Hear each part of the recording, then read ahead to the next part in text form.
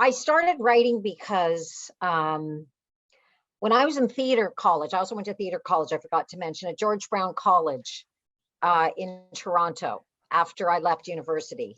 I auditioned for their theater program when I was like 23 or something and got it and did that for a year or two in Toronto. But I kept having the same stuff. And I met a very well known, I don't know if you know his name, Canadian playwright, primarily Daniel McIver. We were best friends. And Daniel wrote his first play about me. And we were rehearsing it downtown in Toronto at a cabaret on Queen Street, in between school. And I couldn't do it. It was too exposing of myself. And it fractured our friendship really quite permanently. He didn't understand it. He did see my play since then and all that. And so we've, repaired to but so there was a little thing in the back of my head, Ray, that was like, write your story. But by then I had experimented with stand-up, and I hadn't gone to the Holocaust Center and done any, therapy, reparative therapy work or any kind of the sharing.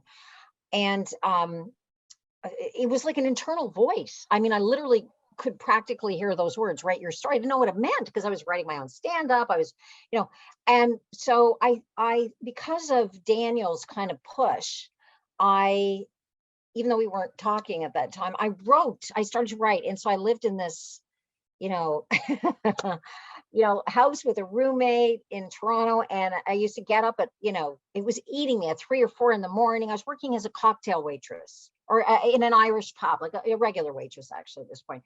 And I would get up and go into the basement, the unfinished basement, early in the morning, in the middle of the night, and start writing the makings of the play. But I had total discomfort with it. It was just a need. It was a need and to express myself. And it didn't flourish into an actual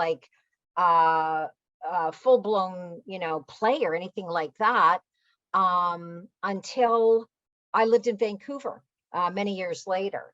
But that's when I began writing. It came out of a need to express myself, which is, I think, all of us, not just creative, we're all creative, and whether you're an eye surgeon or an astronaut or a painter, as you are, but you know what I'm saying. So it's a need. We're all born with our needs and our gifts, and that's where it came from.